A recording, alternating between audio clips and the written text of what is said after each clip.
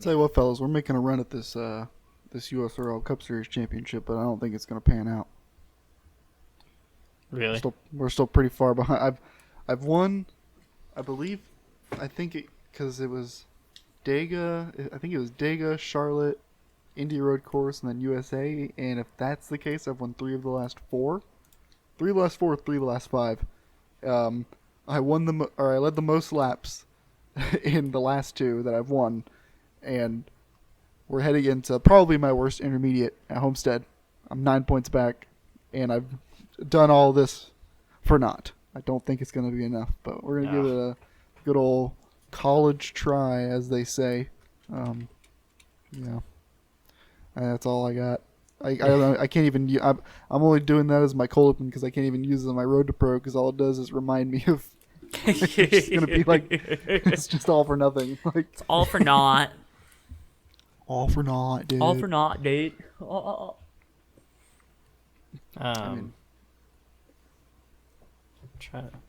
I have anything else interesting to say? Unless people want to hear me talk about bike stuff immediately. We've done such a good job like trimming out the other sections of this show that like the old strong point, which was the cold opens, we've just neglected. Yeah, one of these days we'll figure out how to start a podcast. Yeah. I think we need to do one of those fun little things where like you pick out a little clip from the middle of the show and play it as like a cold opening, as a tease, and then you go, "Hey guys, welcome to the Fake Racers podcast. My name's Joe. That's Davey with the NASCAR Next Cup Series hat on for our video watchers, and that's Matthew Steelman down below. We can't thank you enough for watching this week's edition of the show or listening. We always want to remind you here at the open to make sure if you haven't already, click the like button on the video, like the podcast, follow the podcast on your favorite podcast platform, and also make sure you're following at Fake Racers on X and also at Track and Turf on X." That was sneaky. Yeah, that was very professional. So that went I was thinking about that all day. So instead, don't tell my boss that I was thinking about that and not plastic transfer molding tool design. It's all downhill from here, fellas. It's gonna be all downhill from here. So let's tune off. Yeah, major props to you, Davey, too, because you pulled a little more weight than normal this week, which is awesome, and I appreciate you. And I wanted to give you that props here at the start. We love helping. So we love helping. Hey, listen, everybody pulls a little extra when they need to. Also, Matt's pulling a little extra too because he has to. That's true. Reason, oh no, my phone. His and only his. Oh my God, that's unprofessional. Matt and only Matt. This is why I don't have control of the show anymore. I'm just gonna keep talking over you. I'm just talking. I'm talking. Go ahead. I'm sorry. Let's backtrack a little bit. That's the cold open right there. What was I doing? Because your video, for some reason, your video is the only video that like desyncs itself for some reason on Discord. Consistently, like for no reason. And so Matt's pulling a little bit extra weight because now he has to record himself. I just realized I needed to turn on streamer mode, and hopefully that notification that just popped up isn't in the video. Wasn't anything bad, just new challenges I have to worry about. So. It's a whole new world. We all have a bit of a challenge. I just realized too, I had a bottom split moment at work or in mind, and I forgot to write it down, and now I'm completely drawing a blank on what it was. Well, you probably got like 25 minutes to remember it. So I'm scrolling back through Discord trying to re-jog my memory now. But we're all having challenging times. Not Denny Hammond though. He put his car up front at the end there. Wow, that was perfect. Was it? Yeah. He put his car up front at the end. Honestly, we're going to get to the reason for frustration for a lot of folks, but I thought the race was actually pretty good. Oh. Like, there were a lot of comers and goers. There really wasn't until the very end, like when Denny kind of had the lead and he was the fastest car. I remember, like, he got the lead on a pit stop. And pit stop, yeah. Yeah, like on pit stops, and on that restart, he pulled like 3 seconds out over like 10 to 15 laps. Like he was just gone from the field. It's a good race. People are really mad about it, but Dover puts on good races. That's gonna rustle some feathers, but says the Jimmy Johnson fan who got to see his driver race this weekend. More on that later. Oh my God. I feel like I feel like none of us are like in the mode for podcasting. I feel like, Joe, your transition from cold open to podcast was too smooth. Yeah, I didn't prepare you guys. You weren't ready it for wasn't, it. Yeah, It wasn't the like a normal ramp up. cluster that it normally is. What Because do we're you not think of 10 aero minutes blocking? in yet, so like in 10 minutes I'll say the word that I was supposed to put after cluster. But like, Oh, you got to yeah. give it time. We got to get 10 minutes in before we can start really cursing. Thank you, YouTube, almighty YouTube gods. I mean, okay, I'll be completely transparent with our listeners at home. I missed the start of the race. I had it on, but I really wasn't paying attention to it. I was bored, but there's other things going on right now that I'm not going to get into that probably contributed to that. So, I don't know, Matt. What did you think of the race? I was entertained. I was gonna say it's like what you mentioned that Davey, people were really mad about it, and it just reminded me of Las Vegas this year, where all of a sudden, because our favorite boy didn't win, that this car sucks, and and it's terrible, and we need to redesign the next gen car, and it's like, it is kind of like. It is annoying to watch like your guy get there and then not be able to make a pass, but like that's kind of just a fundamental problem with when cars go this fast. Yep. There's only so much you can do to negate the effects of aerodynamics. Yeah, like I keep seeing all these tweets on Twitter about how we're gonna fix the aero, and it's like, you're not, like, we're not gonna race in space, man. Like that doesn't work like that. Like we can't. And for all, like, obviously it's a problem. Obviously aero blocking and like having to deal with that dirty air, that's a problem in all forms of motorsport. No one likes it. Everyone's frustrated about it, and it comes into play no matter whether we like it or not. Oh. But it, like, even yesterday, was it really that bad? Like, Kyle Larson drove back to front. Like I said, there are comers and goers, different leaders in the race. So, is it possible that maybe Kyle Larson just couldn't pass him? So, yeah, the big thing that I think people, when you brought it up, he was able to drive from the back to the front, right? It has a lot to do with the advantage that the leader has, and the argument really should be about, do you think the leader should have as big of an advantage as they have right now in the aero game? Because when you're running 17th and you're passing guys, the guy in 16th has the guy in 15th in front of him, and so on and so forth, right? That's a lot of times we see lap cars be the ones that get in the way, and that's aero on the leaders. There's a reason why people... I mean, essentially, that's what led Kyle Larson to catch up to Denny Hamlin in the first place on that last run. So you could have said Larson's car was better in traffic, but it wasn't good enough to overcome the advantage that the 11 car had with the clean air quotes. I think, there are a lot of problems with technology in racing, in terms of you can make the argument that there's too much. And I think that's what it comes down to more than, it's the aero of the car, because 30 years ago the aero was there and we didn't think it was a problem then, even though it most definitely was. There is so much more of an understanding of the engineering behind going fast than there was a while ago. It used to be, this kind of worked, so let's try it here, and it was a lot of try and see, where now it's a lot of predict and do. That's where I see that's where I don't want to say I get frustrated, but that's where I kind of see as the nexus point of the problem. There's a lot of data. You have spotters that are now paid a lot of money to do what they do and do very well and feed information to the driver that's crucial to them making fast lap times, but while also not pissing them off, because all drivers get angry when they're told how to drive because they think they know the best at all times, even when that can't be true. It just can't, right? So it's kind of, and then, it got brought up a couple weeks ago. Everyone's got SMT data, and now the real skill set is being able to interpret that data and be analytical with it, more so than I can just drive a car really fast. There's a lot more to the mental aspect of racing, at least when it comes to those refined and studied aspects of it, than in the past, where it was a lot of more physical, reactionary. And that's where I kind of see the difference being now versus in the past. And that was a very boring way to go about saying that the aero isn't the problem. It's just It's just an effect. Because Yeah. it doesn't matter. Sorry, go ahead, Matt. Oh no, I didn't really have anything. I was just kind of acknowledging that. Yeah, Suck the air out of the room, I'm sorry. No, you're good. It doesn't No, matter. It doesn't matter what you do to the car. I mean, this is a problem every racing series faces, and we haven't had a single racing series yet. Besides NASCAR, who tried to fix it a little bit with the underbody and whatnot, who's really taken a stab at getting rid of it, and that would lead me to believe that it's not an easy fix. And even if you go about it, and you go and you try to make that rule or you try to make that underbody, the teams are going to find the downforce. And the more the teams find the downforce, the more dirty air, the more turbulent air, the more you're going to have disturbed air behind the car. It's just air. Like literally, there's no fixing You it. And can't the do teams are anything. always going to find ways to make their car better, which will make every car behind them worse. And the first way they try to do that is with aero.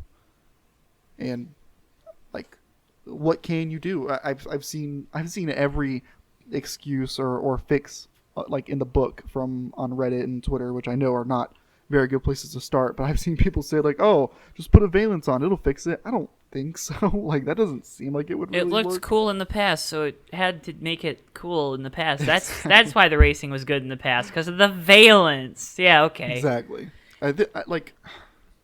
I remember Denny Hamlin saying at some point in his podcast last year, and I've been listening less and less to what he has to say because all these drivers, all these drivers and crew chiefs, I've been on this. They're all year where, like, self-serving. they're all self-serving. They're all trying to find advantages. But the one thing he said last year that I thought was pretty interesting was talking about like cars in the past, like specifically the later versions of the Gen 4 car, how like the rear end kind of like came like to a not to a point literally, Tapered. but like it tapered back on itself, and that kind of let the air stay stuck to the quarter panels, and it kind of like made the hole left behind by the car in front smaller.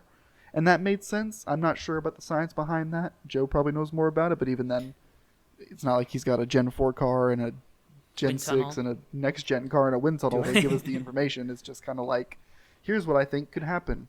And, Well, I was gonna say, I mean, it makes sense because if you look at like the basis for a lot of like, and I'm not an aerodynamicist, but I know like the basics of it. Like a water drop is like the most aerodynamic shape, and it tapers down into a point. And so when you see road cars that go for maximum efficiency, or the cars of like the 70s and 80s that were meant for just blitzing the Mulsanne straight at Le Mans, is they all have the really long extended rear end that tapers down really finely. So that definitely makes sense. But I was gonna say, if you want to, like, if you think that this is a recent development with the aero, there is, I believe it was in a NASCAR Nixon video of a pre-race clip on NBC from 2003, everybody's favorite season, where Mark Martin is complaining about aero push. Like, this has been a problem ever since we started sealing the valences off into corners. Like, I think people kind of get it mixed up that, like, the reason why people like Dale Jr. wanted to see a valence come back is so the car doesn't yard sail itself when it goes into the grass. Not that it's going to magically fix all of the aerodynamic problems we've had. Like, this is, it's like I said, it's just a fundamental part of racing, and we can hope that NASCAR pushes to minimize it, but you're never going to completely eliminate it. So, Because really what it is when you go through the corner and you have a car in front of you, there isn't any air. Like, it's always called dirty air, but it's turbulent. It's turbulent. There's no air, right? Let's just say all the air is gone, and the air is what provides downforce to the car. So the idea of the diffuser on the back was to provide some of that air to the back of the car and to kind of give the trailing car more front downforce, which would help it in the corners, and not more than it would have if it was by itself and not running behind a car, but at least try to close that gap. Because that's all it is. It's about closing the gap between the advantage the leader has and the trailing car has.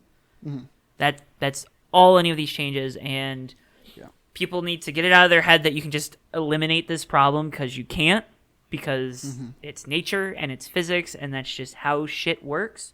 We're past 10 minutes, by the way. Fuck.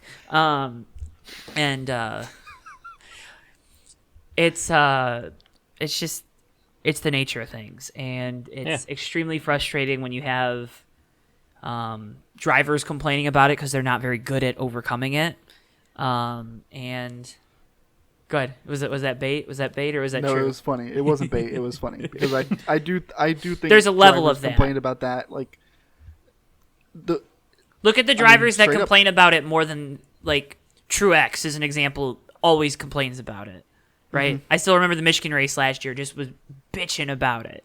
the driver who finished not even just naming the driver who finishes second. Always It's the complains first thing about out of it. their mouth. The first Yeah, word okay. out of their mouth. They never Perfect say it if example. they pass the guy. Yeah, perfect example. Las Vegas. Who held off who? It was Kyle Larson held off Tyler Reddick, and Tyler Reddick complained about the error. This week, who was it? It was Hamlin holding off Kyle Larson, and Larson was the one complaining about it this week. Like, it's... Like, obviously, it is frustrating as a driver to be physically faster than somebody and not be able to get by them, but, like, the biggest thing, and this is not me calling second place a whiner or anything, the biggest thing is they No, lost. it is. And it's extremely frustrating to get there and not be able to do it. But if you think this is bad, I implore you to go watch the 2020 Kansas race again, because it can always be worse. Always. Honestly, the next gen, in my opinion, and this is going to be, like, maybe I need to wait to say this until later in the year when the pendulum swings back towards the next gen's pretty good again.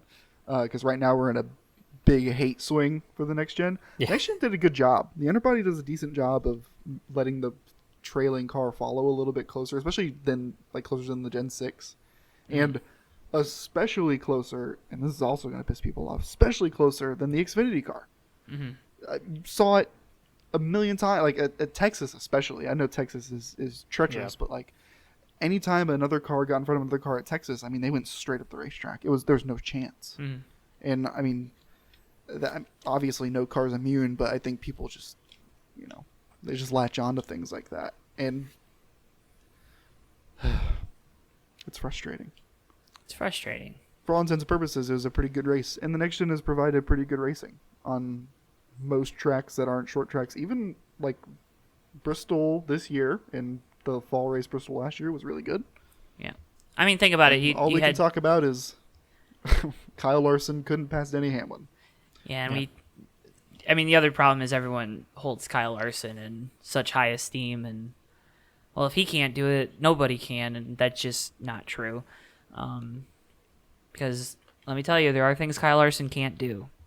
There's not a lot of them, but they're out there. And that's... Denny Hamlin.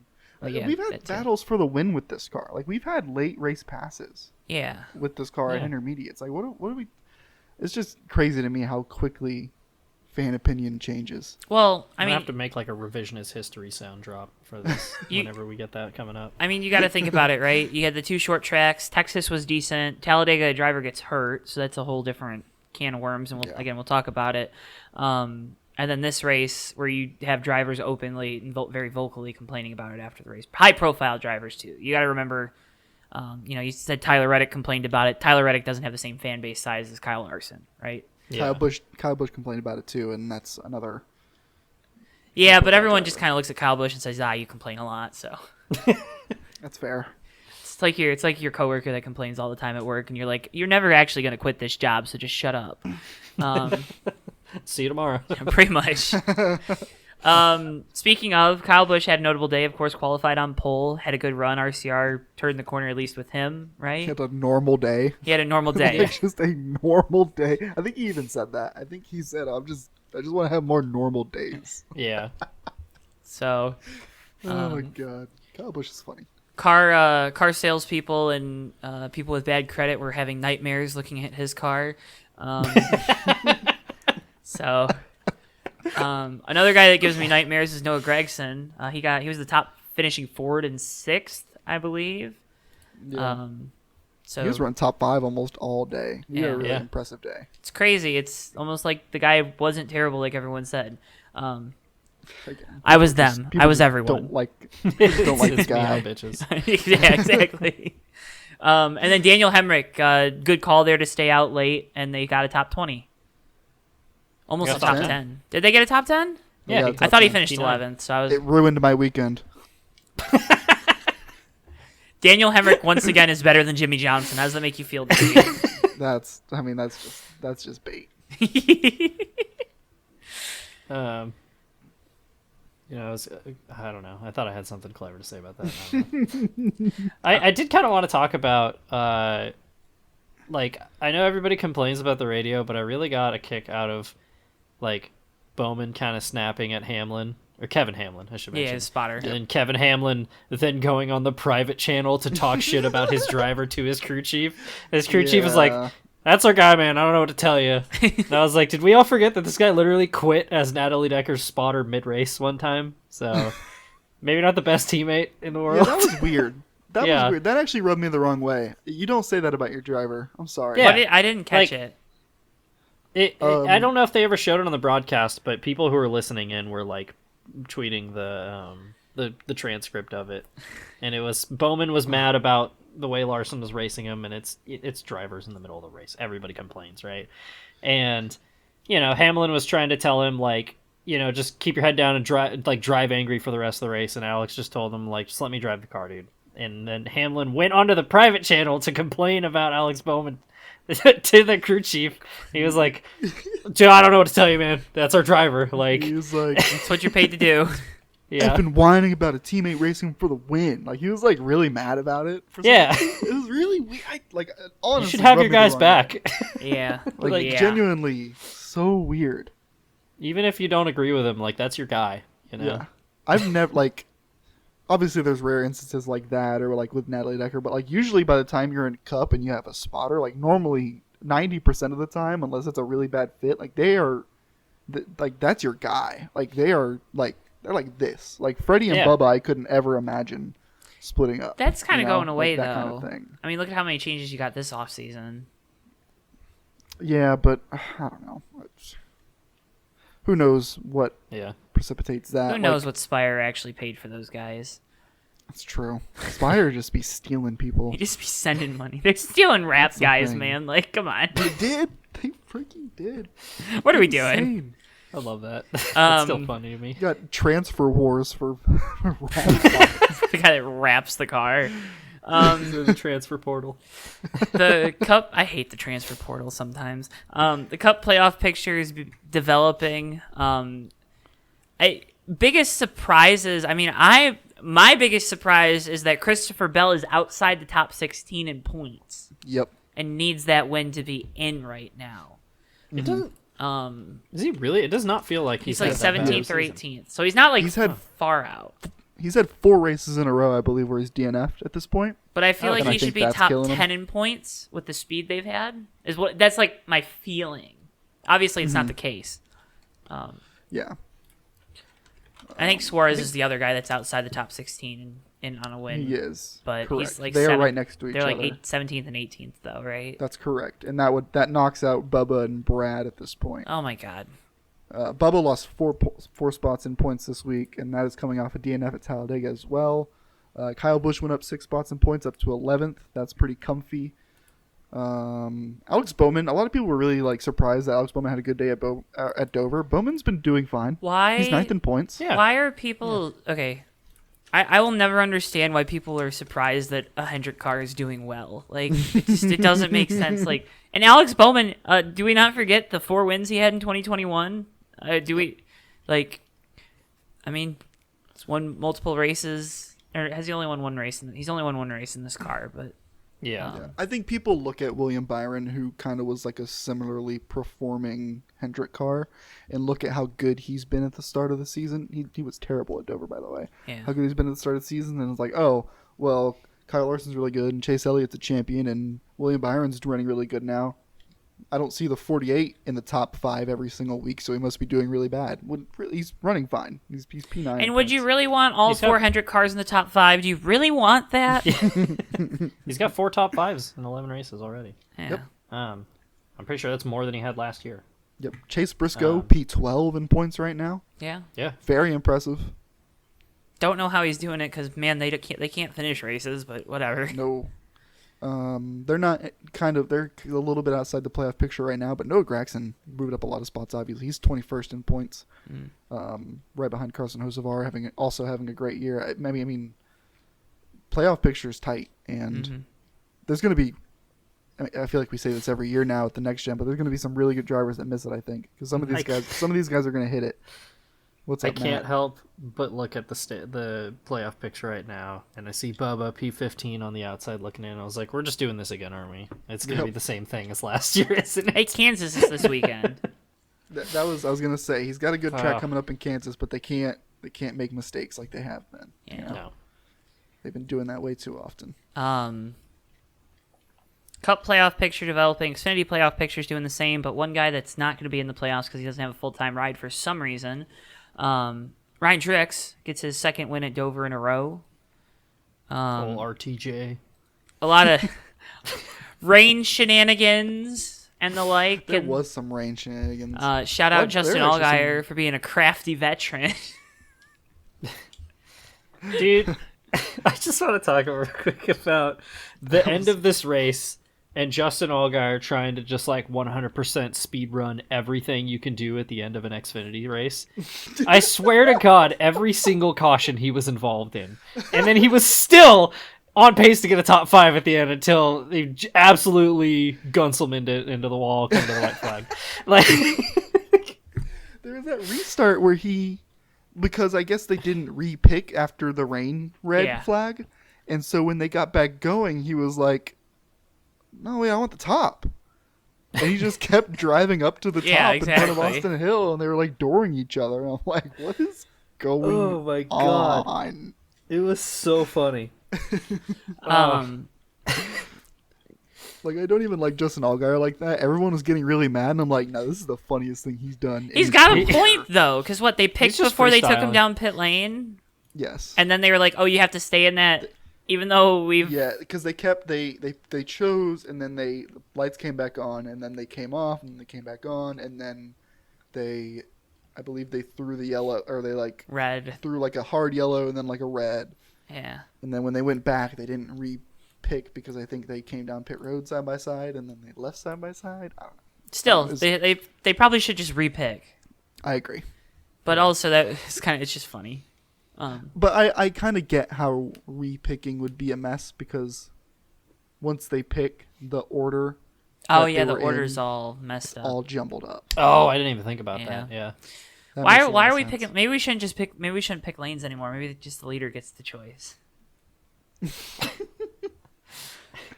Well, there's a style of restart where it's like just the leader by himself up front, and then double file behind them. I forget what it's called. That's basically what Justin Allgaier was doing anyway. So Yeah. He was like, I want both lanes. Rockstar. His teammate Carson Kvapil, another very impressive run in the '88. So close. So close, but that crafty veteran Ryan Truex just stole the win away from him. crafty veteran. Again, I don't understand why Ryan Truex doesn't have a full-time ride, but it probably has to do with wanting to be in competitive equipment for as many opportunities as possible, I would assume. Makes sense. Yeah. But, yeah, it's always cool to win your home track, too. Yeah. Even though the Truexes have, 10 home tracks. We don't talk about that anymore. Huh? I'm done. I'm done entertaining that. Well, Anything that brings the Truex joy. yeah, but Ryan's cool. Ryan's cool, but it probably makes Martin happy, and I hate that.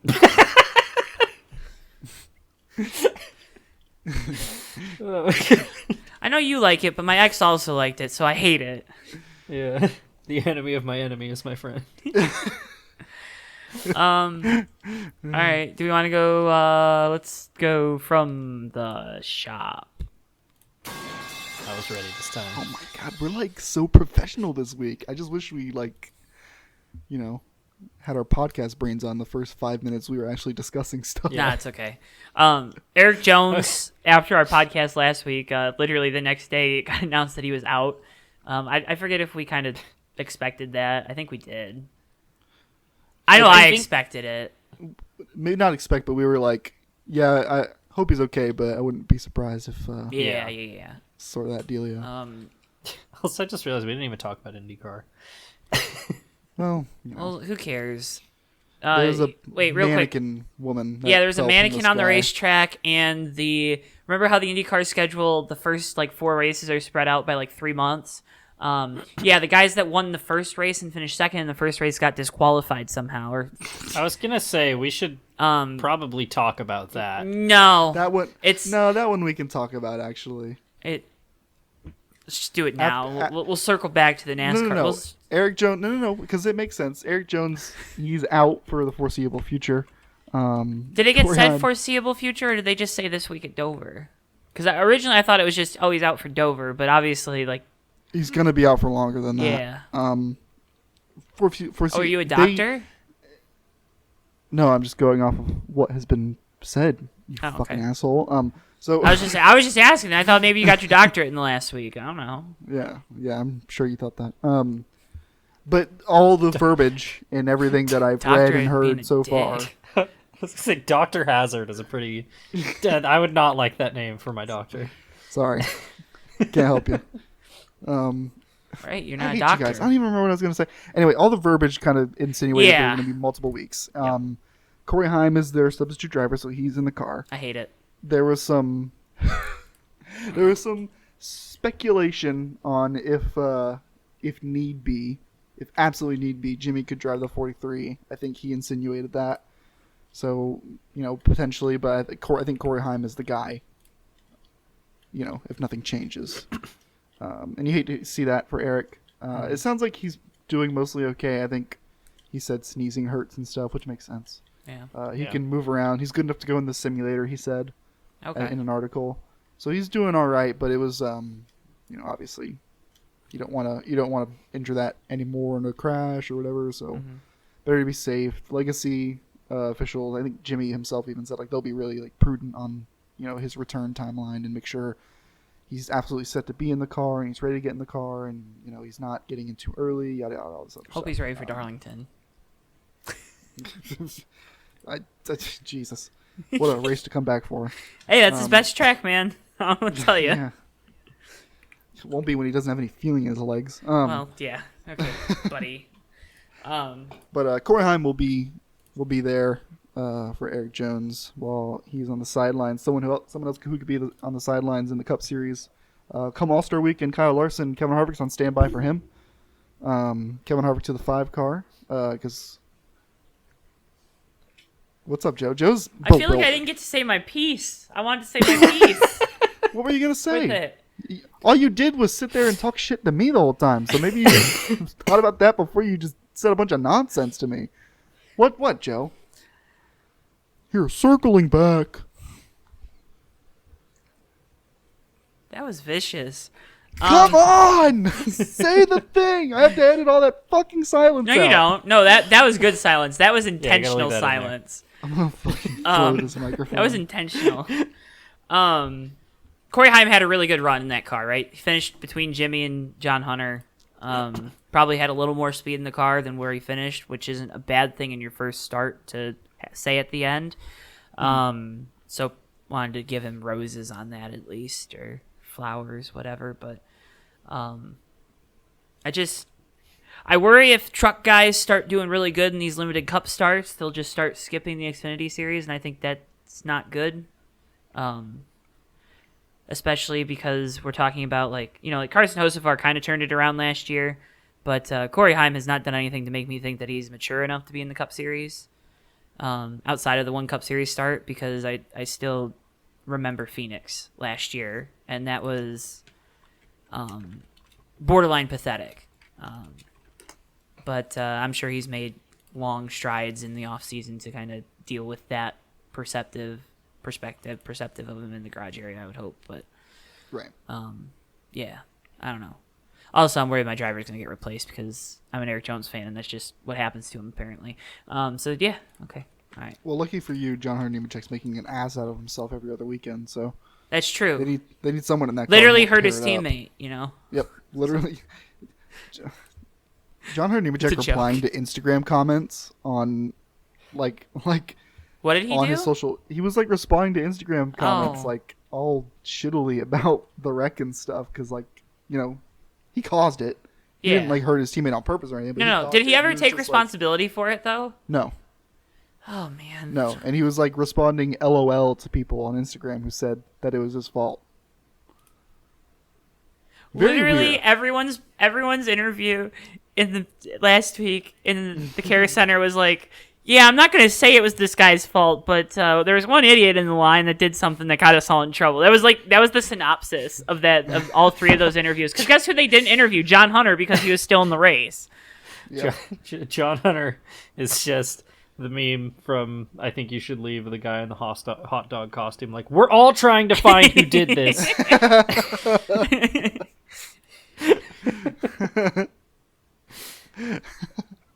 Oh my god. Love to see it. Also, I just remembered what my bottom split moment is. Awesome. Hell yeah. We got to fly through this. Okay.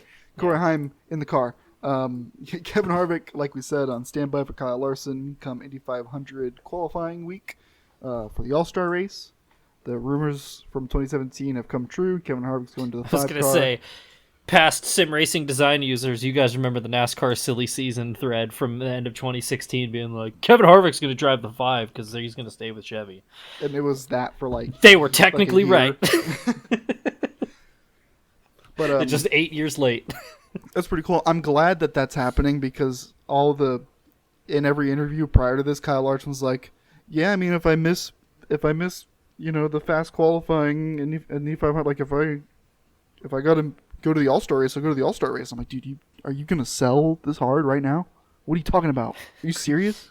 This is the biggest race in the world. You're going to go to the fucking All-Star race in North Wilkesboro, in the middle of goddamn nowhere, North Carolina, so you can run a stupid-ass race that doesn't pay nearly the money or the respect or the prestige of the Indy 500. You're going to miss Indy 500 qualifying to go drive your stupid-ass brick around? Beat your goddamn short ass, Kyle Larson. I'm glad he made the right decision because that pissed me off for like a solid week. I have a feeling they just couldn't announce it because they probably didn't have it finalized. I was gonna say, I also imagine in that scenario he's like, oh, we didn't think about this, did we? He gets done with the Indy 500. He's like, wait. Oh wait, how am I supposed to get to Charlotte? How am I gonna... Rick, you gonna pick me up?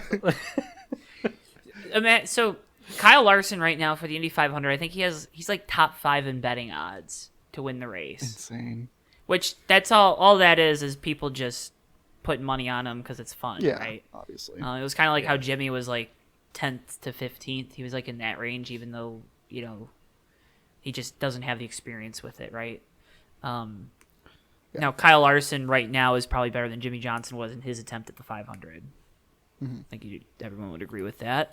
That's fair. So it's going to be interesting to watch that storyline and how well he does in practice leading up to qualifying, because they're going to have to qualify in with that 17 car. Although everyone has to qualify in, right? Because there's no charters yet. Mm-hmm. Yeah, and it's going to be, something that Jimmy touched on that Kyle Larson has said ad nauseum at this point. Is like, yeah, you can qualify really well. Jimmy qualified really well. Yeah. He messed up on his Sunday qualifying lap, but still he qualified really well. He got up into the next day of qualifying. Mm-hmm. Kyle Larson will probably do the exact same thing. But once you kind of experience the traffic in the race and the motions of the race, you're really experiencing something that you've never felt before as a NASCAR Cup Series driver. And so that's going to be his biggest problem. And we didn't really plan to talk about Kyle Larson's Indy 500 attempt today, but I'm really, really, really excited to see how he handles that, because I know that's something that he's talking about. I know that's something that he wants to focus on as much as he can, as hard as that is to do during practice. Well, he was good in testing 2 weeks ago now, and like decent. At one point he was on top of the board, but also he's making an attempt at it again next year, which is something that's getting lost in it, right? Like, he's doing this 2 years in a row. I forgot about that. I think. Is he? I thought so. Is that right? Joe, are you? No. I don't think so. I gotta search this up now. Now I gotta look. Well, in the meantime, sorry. Yeah. IndyCar also is doing really silly stuff by taking away a win from 3 months ago. Yeah. For having bad stuff in the car that they shouldn't have had, and Joseph Newgarden openly lying about knowing the rules and not knowing the rules. Scott McLaughlin won the IndyCar race this weekend. He was also penalized, but whatever. They Yeah, they basically got caught using push to pass On in restart. qualifying. Oh. Yeah, or was it on a restart? Yeah. Either way, they jailbroke their cars basically, and they could use push to pass whenever. And apparently, people have been complaining about it for a hot minute, and they finally got caught. But I thought it was a funny proposition that what if they were cheating all of last year and they still got whacked by Alex Palou? No, I think what it was is they used these cars at a test, is what they said, and they just forgot that they didn't forget to take it off. They said they forgot. I don't but they believe did. that. Yeah, I They don't didn't believe that for a forget, second. but they didn't take It's- the limiter off. For you F1 historians, it's the same thing as when Benetton had traction control in their cars in '94 when they weren't supposed to, and they were like, "Oh well, it's extremely hard. You can only activate it with a computer." And the FIA was like, "Well, we can't prove you used it, but you probably did, because otherwise, why would it be there?" A lot of angry teams and drivers about it as well. Understandably so. The Yeah. name of the owner of the series is the name of the team that's caught cheating. Well, I was gonna say It that's was the biggest part of it too. It's the owner of the series is the one who got caught cheating, and it's like Roger Penske's already under so much fire for how he's running IndyCar, and then this happens, and it's you're gonna start hearing not sell the team but sell the sport chance Yeah. more often. Yeah, don't sell the track though. You can keep the track. Davey's going to see what I mean. In July. Don't sell the track. You can keep the track, but maybe the league. All right, So yeah, that's a mess. Matthew, It what's your bottom split moment of the week?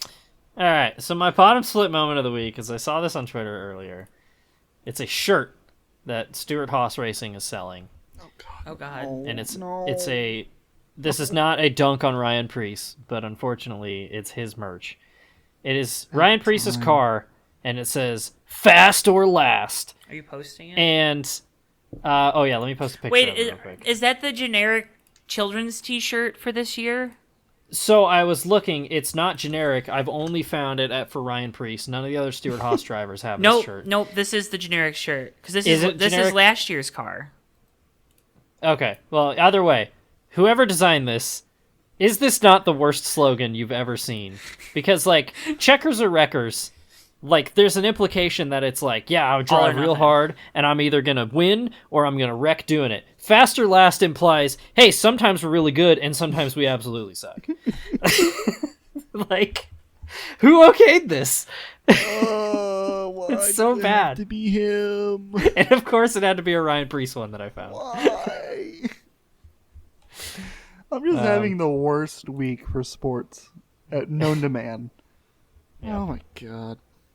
So, that's my bottom split moment. God gave me 7 championships and decided to curse me for eternity afterwards. Davey, what's your Sucks. bottom split moment of the week? That. No, that's not my bottom split moment. My bottom split moment, Tottenham Hotspur Football Club. Do you want to You guys expand? have sports teams you like that have like really big rivals. It's not like, oh, it's our rival and we want to beat them, but like you like you hate them. Like you hate them. You hate them with every fiber of your being. Davey, like, I hate an everything entire about them, state. their entire existence is like Davey. you would rather see them like sometimes like, oh, but the rivalry is nice. No, I want to see them gone. Yeah, I know exactly what Yeah, you're talking we were about. Tottenham Hotspur was 3-0 down within 35 minutes on some bull honky on the game that started my Saturday morning off against our main rivals, Arsenal, who are disgusting. And we brought it back to 3-2, and it looked respectable, but it was just a very, very bad morning. And now people are calling for our beloved head coach's head. Which Joe, I'm sure you got some of that after the Super Bowl nearly thing that you had going on or something. Or, I mean, I'm sure someone was saying that. Well, yeah, someone, but Yeah, all right, the Lions have sucked forever, so like that was a lot of success. that's fair. Yeah. Fair. See, I wish Spurs supporters were like that. Like they're like, oh, it didn't work. It's not working right now, so let's just throw everything away and find a new manager. I'm like, oh, great, that's a great idea. Let's do that and start over again for the 6th time in a decade. Anyway, I I'm yelling about things that no one else here knows about, so I understand. I can I'm not gonna relate. get any responses, Yeah. but I'm glad that there's some relatability in what I'm Yeah. saying. Now we understand when we talk about football stuff what you feel like is a real football, not your little football. Davey, I hate an entire state because of a rival school. Okay, like you're preaching to the choir. I hate an entire color. Oh, I also do that too. I hate the color green because of a different rival school. So it's no, right there with you. I get it. Now I understand why the track and turf's color is purple. Not red. See, I hate the New York Giants, but I like keeping them around because watching them be terrible is hilarious. And See, if they were terrible, it would actually be funny. Exactly. I love watching them embarrass themselves. So, But the problem is they're fighting for the league title. yeah.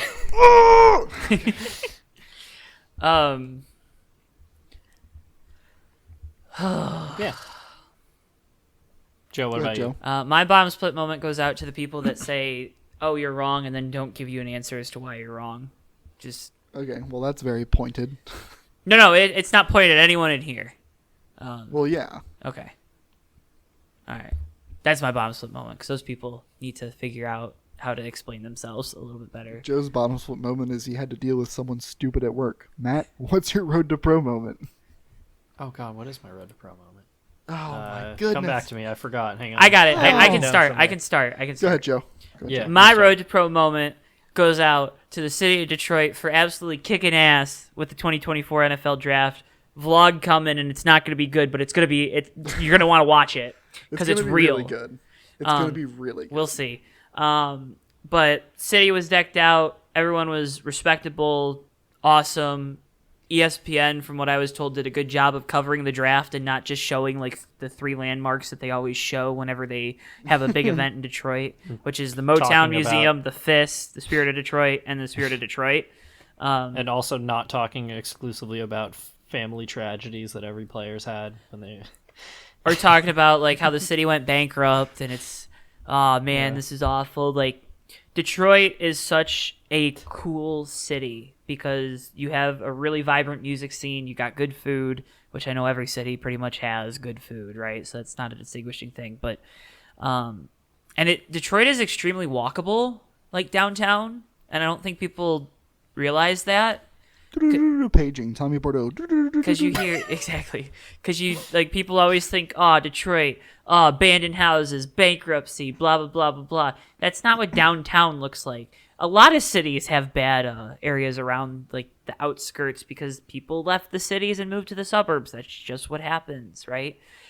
That's what happened in the last 30 years, urban sprawl. Yeah, I don't know. Throwing terms out there. Yeah, exactly. But That's what it is. Supply and demand. Exactly. I can buy a house in Detroit for $20,000. It's a dump, but I can buy it for $20,000. But again, it's downtown is amazing. If you have the opportunity to go to a big event, it sounds like they're gonna have a chance to get an NBA and or an NHL All-Star game, which. We have a brand new arena that was open less than 10 years ago that still hasn't had either of those events in it, which is extremely frustrating. And also, this is a racing motorsports podcast, right? The Detroit Grand Prix is downtown, right on the river, in the same area that the NHL or the NFL draft was around. Go check it out. It's a fun time. Detroit is a good city to be in. And, yeah, it was really cool. 775,000 people all over 3 days. There were 275,000 people there on Thursday for the first day, which is the day I was there. And it was insane. And we were talking to people in front of us, and they told us that they had, well, they announced it, but they had to close the gates because so many people were there. Oh my gosh. Damn. And then people walked through the gates. Anyways, so, it was really cool. This segment's brought to you by visitdetroit.com. I had more to say about this, but that was kind of long, so we can move on. So I'm sorry. I mean, I edited no, it you're together. I mean, Davey has to take some pauses out, but his time isn't that valuable. Okay. My road to pro moment, asshole, is my road to pro moment. doing a lot of good work getting a truck series going for the USRL. We're gonna have a truck series, and it's gonna be a good truck series. 17 races. We're gonna have playoffs like old NASCAR does. It's gonna be hipping and hopping, and there's gonna be a lot of bebopping around. And I've done a lot of very productive, good work on that. And hopefully, once I'm done doing all of that, I can focus on track and turf stuff. Hell yeah. Funny how that's related. You'll see about that soon. Just stay tuned on various socials. Sweet. My road to pro moment. Guess what? It's moto time again. Yes. So, last year, Max Anstey, who is a British rider, signed with a little privateer 250 team called Firepower Honda, and in the Mud Bowl race in MetLife Stadium last year became the first privateer to win a 250 race since 2008. But had a little bit of a asterisk next to it because it was a mud race, and that was absolute chaos, and those are, I don't want to say not legitimate, but it's those are weird races. And so coming into this year, there's a lot of hype around him, like, is he going to be a title contender? And despite the fact that his starts were absolutely terrible for the first half of the season, he still managed to have the points lead until Birmingham, when his bike's motor blew up and he went from first to eighth in points and basically ended his championship chase right then and there. But this week, he finally put it all together in a dry race in Philly, won his heat race, started like fourth, put a sick-ass move on the hometown kid Seth Hamaker in the main event, and scored his second career win, and a legitimate one for Firepower Honda and the little privateer team that keeps on racking up great results. So that's my road to pro moment. That's cool. Good job, Max Anstey. Why is every name just perfect? Every single name you just said was perfect. I need to go over. So he's gonna sign with Star Racing Yamaha next year, more than likely, and I gotta find their entire rider lineup because it's ridiculous. Hang on. They have, okay, let's see. So they've got Styles Robertson with Z. Oh my god. They've got Nate Thrasher, just the perfect moto name. Enzo Lopes. Who else? Daxton Bennick. Oh my god. They also have a really annoying thing where two of their 450 riders are Cooper Webb and Justin Cooper. So. Why is that so funny? Yeah. Do they have anybody else cool? Michael Moseman. That's a good moto name. Yeah. Moseman?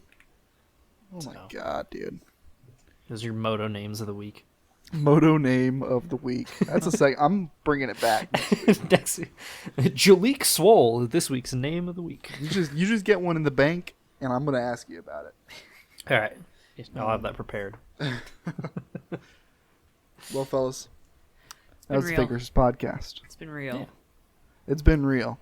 We appreciate all of you watching and listening this week. Please make sure to comment or like on the video if you're watching on YouTube, and if you're watching on Spotify or anywhere else where you get podcasts, leave a rating, follow, whatever it is that you can do. Just make sure you interact with us in some way. Find us on Twitter at Fake Racers. Follow Track and Turf for all other projects that are a little bit different. At Track and Turf on Twitter, there's an underscore, track underscore and underscore turf. Make sure you subscribe on YouTube if you're not. If you're not subscribed on YouTube, I don't know what the hell you're doing with your life. Joe, what do we got for broadcast on JTN? It's Maverick Night in America. We're back Tuesday, April 30th Delighted. from New Hampshire. The 2025 Maverick Cup Series schedule is in my inbox right now, too, so be on the lookout for that one. So that's Tuesday, and then we're back with our friends at Bomb Squad. Unfortunately, we had things we weren't able to broadcast last week. They were at North Wilkesboro, so we'll kind of update folks on what happened in that race. It was a very chaotic one at that. Tyler Mallon got another win over there on Thursdays, and then we're heading to Indianapolis this week, so another very big racetrack that we talked about a little bit here on this show, so you can be on the lookout for those. And also, hopefully this week we get that NFL draft vlog out. We posted some videos to the JTN TikTok, as well as the Track and Turf YouTube in the shorts feed. So you kind of see what a perspective. Again, I know I gushed over it tonight, but was really impressed with what the city did for that. So I was very proud. Because Good. maybe people will stop looking at you funny when they say they're from Detroit. I don't know. But yeah.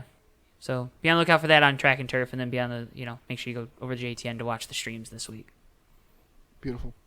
I'll be streaming the USRL Cup Series finale on Saturday. Oh, wow, it's the finale already. It is. Homestead? Yep, at Homestead. That's what's up. Man, it's not though. Actually, no. Yeah, Davey's like, Hey, yo, cuz, what's this? Yeah, that's me loading into the server. That's me when I see my place on the practice charts, like all the way down at the bottom. yeah. Matt, what are you doing this week? I am racing my first national of the season. Hell yeah. So Oak Creek BMX, my local track's hosting the NorCal Nationals this year. I'm not gonna be able to run all 3 days because I work on Friday, ironically right next to the BMX track. But racing Saturday and Sunday. It's probably not going to be done in time, but I did put down a deposit on some new wheels, which I'm pretty pumped about. Or I should say, a new front wheel, and I'm putting a matching rim on the rear one. So Nice. my local shop that I'm sponsored by, Elite Bicycles, is doing that for me, so that's pretty cool. Awesome. Yeah, other than that, just racing. So We expect I'm updates. excited. Yeah. Booyah. Big updates. Hell yeah. Trying to win my first national. Listen, you're gonna come. You have the Fake Racers podcast stickers now. You're gonna win. It's just kind of written in the stars. I gotta put. Actually, wait. I'm gonna put one on my number plate as we speak. Hell Because. yeah. Hang on. He's going to do it live on camera. This is proof in the pudding. So, because it's a national race, I can't run State 1, so I have to run District 77. But I'm gonna put a sticker on the back of my number plate right now. Booyah. Hell yeah. All right, wait. We got to keep recording until this is Yeah. official. Ooh. This is very official. Mm-hmm. He's doing It's it. right- Placements Right happening. below my my team logo. So there. Dun, dun, dun. Hell yeah. Looks so good. Hell all yeah. right. Oh, yeah. And now Matt is guaranteed to win. We'll have the story next week. But once again, we Hell yeah. appreciate everybody listening, tuning in. However it is you tune in, we hope you tune in next week for another edition of the Fake Racers podcast. We appreciate you. Goodbye.